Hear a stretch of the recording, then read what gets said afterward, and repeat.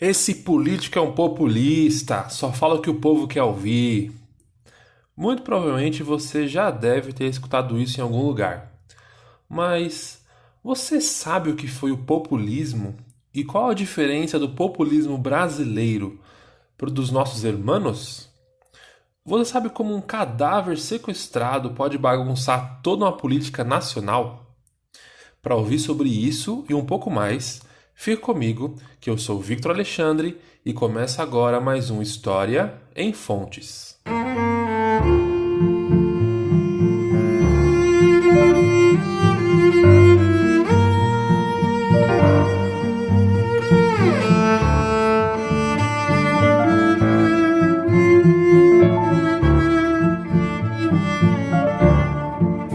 Pessoal, antes de começar o nosso programa de hoje, eu quero compartilhar uma novidade muito especial com vocês. Na última semana, a professora Tassiana, do Instituto Federal de Minas Gerais, entrou em contato comigo para mostrar um conteúdo que ela idealizou e sugeriu adotarmos no História em Fontes. E o que é esse conteúdo? A partir de hoje, você que é professor pode usar os nossos podcasts do História em Fontes como material complementar às suas aulas. A gente vai disponibilizar para vocês, gratuitamente, claro, um estudo dirigido do episódio. Por exemplo, o nosso último episódio foi sobre a conquista da América, certo? Então, com esse material, você passa para os seus alunos ouvirem o podcast e depois eles terão uma atividade para fazer sobre o conteúdo do programa. Essa atividade vai desde análise de fonte até a interpretação de textos usados no programa. Eu vou deixar aqui na descrição do programa o link para você poder baixar o episódio do estudo dirigido já desse episódio. E lá no nosso blog, historiaemfontes.com.br, tem um menu específico para o material do professor. E se você que está me ouvindo é um aluno, mostre esse podcast para o seu professor, porque pode ser uma maneira diferente de você e toda a sua turma aprenderem e estudarem história. Esse conteúdo é para vocês e caso você tenha alguma dúvida, é só mandar um e-mail para contato@historiaemfontes.com.br que a gente segue conversando por lá, beleza? Então, só repetindo, aqui na descrição já vai ter o link para você baixar esse estudo desse episódio ou você pode entrar no historiaemfontes.com.br, beleza? Bom, mas vamos falar de história. Hoje o nosso assunto é o populismo na América Latina no século XX. Bom, primeiro deixa eu contextualizar. O início do século XX foi bem conturbado. Logo nos primeiros anos, tivemos a Primeira Guerra Mundial. Em 1917, tivemos a Revolução Russa. Esse evento foi importante não só para a Rússia, mas para o mundo todo. Em 1929, tivemos a quebra da Bolsa lá nos Estados Unidos. Todos esses eventos são muito importantes e nós teremos podcasts exclusivos sobre eles. Mas o que você precisa saber de tudo isso? O mundo estava vindo num avanço do liberalismo econômico muito forte ali no final do século XIX. E a Primeira Guerra Mundial e a Revolução Russa abalaram a confiança nos sistemas liberais. A professora Maria Helena Capilato vai dizer o seguinte, abre aspas, a crise do liberalismo e da democracia após a Primeira Guerra Mundial abriu caminho para as correntes antiliberais, que defendiam a necessidade da presença de um Estado forte, intervencionista, capaz de promover o progresso dentro da ordem. E a Revolução Russa de 1917 produziu o fantasma do comunismo, que circulou o mundo nos anos seguintes. Fecha aspas. Na prática, as correntes antiliberais pregavam que o Estado deveria ter uma função maior na economia de um país. Na Europa, esse sentimento foi um dos aspectos do fascismo italiano e do nazismo alemão, décadas antes da Segunda Guerra Mundial. Mas o nosso foco hoje é analisar como o movimento populista se deu aqui no nosso canto, na América Latina. Vamos primeiro definir o que é populismo. Bom, mas aí é que o nosso problema começa. Esse conceito é muito polêmico, porque essa palavra já foi, entre aspas, esgarçada. Ou seja, foi muito utilizada. É igual aquela sua camisa que fica toda desbeiçada, sabe? Mais ou menos assim. No senso comum, quando se fala em populismo, logo se pensa em governantes ou políticos que são demagogos, que manipulam e influenciam as massas, o povo, né? Nesse tipo de abordagem, as classes populares são tratadas como um agente político sem vontade própria e sem poder de decisão, sempre na mão de políticos que os enganam. Mas a nossa tarefa de definir o que é populismo é um pouco mais complexa, e esse movimento político não se encaixa em definições simplistas. Muitos países da América Latina experimentaram populismo com algumas semelhanças, mas também com muitas diferenças. E é por isso, em geral, existem 3 países e 3 líderes que representam o populismo aqui na América.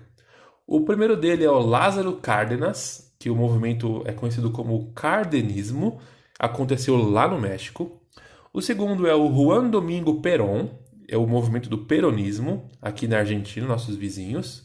E o terceiro movimento é o do varguismo, liderado pelo Getúlio Vargas, aqui no Brasil. Esses 3 são ícones do que chamamos populismo, deixando claro que em cada país esse movimento se manifestou de formas diferentes.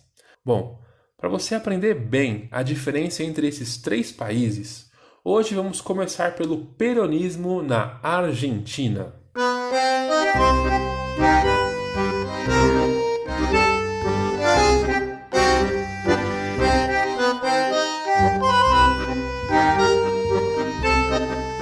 Os nossos irmãos, na década de 1920, passaram por diversos golpes militares, e isso é um sinal muito claro de instabilidade política. Sempre que existe uma instabilidade política, consequentemente vem a instabilidade econômica e logo a instabilidade social. Os quase 30 anos que se seguiram marcaram muita bagunça na política argentina, até que houve a retomada do crescimento econômico, mas os especialistas chamam esse período de década infame pelas inúmeras fraudes e perseguições políticas. Pulando lá para 1943, acontece um golpe militar na Argentina e quem toma o poder é o general Rawson. Mas esse golpe tem um caráter diferente. Esse grupo que tomou o poder tinha um caráter bem nacionalista e estava mais preocupado em industrializar o país e focar menos no mercado externo. Mas o ponto interessante, o ponto principal desse grupo é que era um governo muito aliado ao Partido Nazista. Inclusive ao grupo que o Juan Perón fazia parte. Você sabe que em 1943 ainda estamos na Segunda Guerra Mundial. E os Estados Unidos fizeram uma pressão muito pesada na Argentina. E esse governo acabou caindo. Mas uma liderança que despontou nesse período foi a de Juan Domingo Perón, que trabalhou no governo em diversas funções. Ele foi ministro de guerra, vice-presidente e também secretário do trabalho. Na sua gestão como secretário, Perón concedeu muitas leis trabalhistas que não existiam, aumentou o salário dos trabalhadores, estruturou a previdência social, mas, ao mesmo tempo, Perón desarticulou os sindicatos, ou seja, se por um lado Perón dava muitos direitos trabalhistas, melhorias aos trabalhadores, ele enfraquecia os sindicatos da esquerda. Quem não estava gostando muito desse enfraquecimento dos sindicatos eram os militares, que em 1945 fizeram até uma marcha antiperonista chamada Marcha de la Constituição y la Liberdade. Eu vou deixar uma fonte linkada aqui na descrição do episódio sobre essa marcha, mostrando um cântico que se cantava nas manifestações contra o Perón. Bom, Perón foi preso, mas isso não abalou sua popularidade, muito pelo contrário. Perón já se destacava como uma figura extremamente popular. Tanto que em 1945, Perón se candidata à presidência pelo Partido Laborista. Gente, presta atenção como o populismo é um fenômeno único. O adversário de Perón nas eleições era a União Democrática, que era uma aliança firmada entre, presta atenção, conservadores, a UCR, que era a União Cívica Radical, e os comunistas. Olha só a turma que o Perón conseguiu juntar contra ele. A União Democrática era absolutamente antiperonista. Bom, como você pode imaginar, Perón venceu as eleições e o seu primeiro governo foi de 1946 a 1951. Lembra que eu disse que ele se elegeu pelo Partido Laborista? Então, no ano seguinte da eleição, esse partido foi dissolvido e em 47 foi criado o Partido Peronista. O primeiro governo de Perón foi fortemente marcado pela industrialização da Argentina e o aumento de consumo dos argentinos. Perón nacionalizou ferrovias, bancos, empresas de diversos setores, ou seja, o controle estatal cresceu muito, chegando até a controlar os meios de comunicação e as universidades. Essa política nacionalista desagradou muito os Estados Unidos e Inglaterra, que tinham economias bem mais abertas. Em 1949, Perón estabelece a Constituição Justicialista, que concede ainda mais direitos trabalhistas, permite o voto feminino e, claro, estabelece a reeleição. Uma dica aqui para você, hein? Se tem uma coisa que um líder populista gosta é de ficar no poder. Perón ganhou com muita folga a eleição de 51, o mesmo ano em que os militares tentaram dar um golpe no Perón, mas não deu certo. Perón, em seu governo populista, ganhava cada vez mais apoio das classes trabalhadoras. Lembra do começo do episódio que eu disse que o começo do século XX tinham dois sentimentos principais, o antiliberalismo e o medo do comunismo? Então, o populismo de Perón é marcado por diversos direitos concedidos às classes trabalhadoras.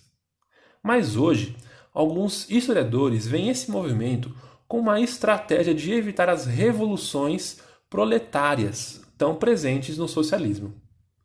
Pode parecer um paradoxo, mas o populismo argentino fortalecia a classe trabalhadora ao mesmo tempo que tentava diminuir o poder dos sindicatos de esquerda. Não era incomum ouvir Perón dizer que não era nem de esquerda nem de direita, ele era um terceirista, uma terceira via. Mas eu quero te apresentar agora a figura mais importante do peronismo. E não era o próprio Perón, mas a sua esposa, Eva Perón. Para os mais íntimos, Evita.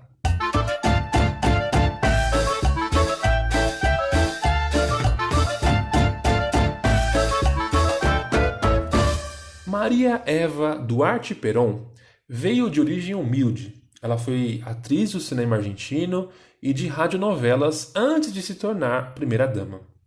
Já casada e com o Perón presidente, Evita exercia uma forte liderança carismática. Ela exercia muito bem o papel de mãe dos pobres e simbolizou a bandeira do voto feminino que foi exercido pela primeira vez em 1951. Muitos historiadores dizem que a própria Evita teve grande responsabilidade na consolidação da imagem do peronismo.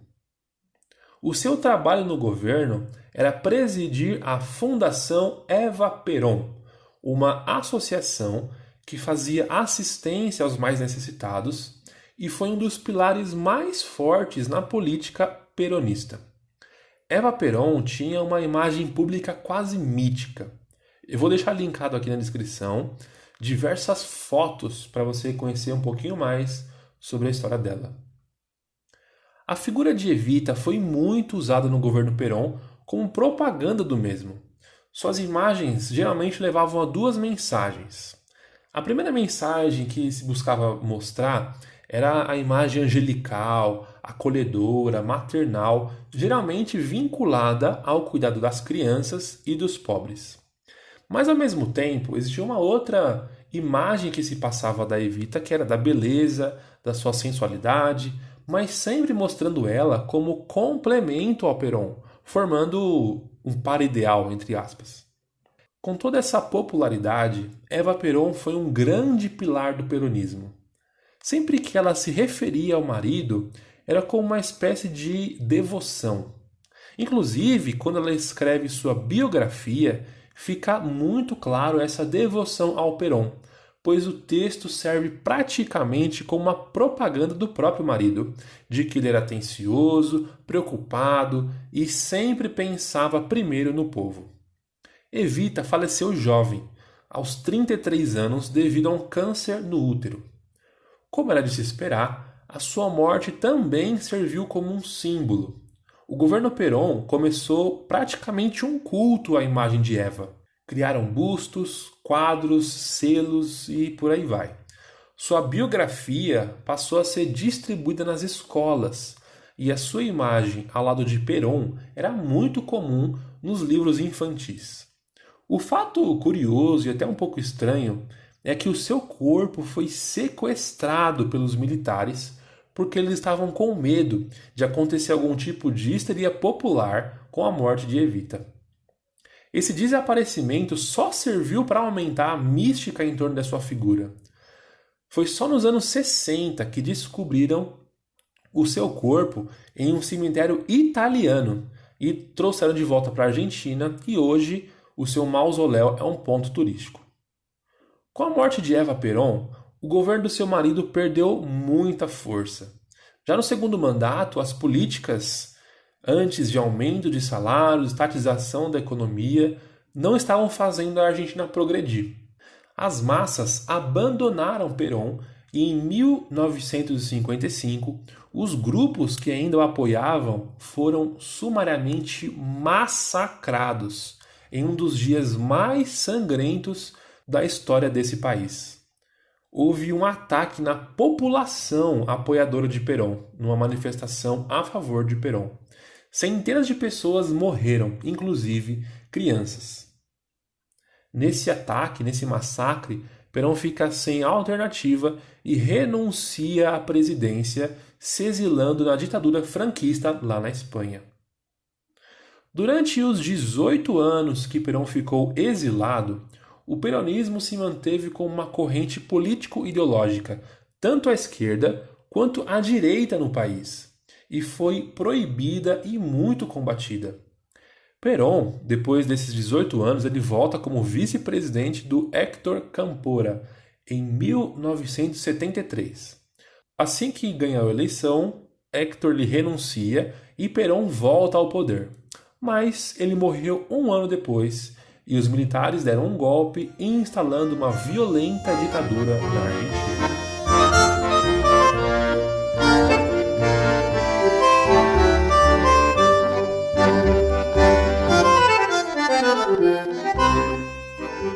Pessoal, como eu disse lá atrás, o conceito de populismo não é uma unanimidade.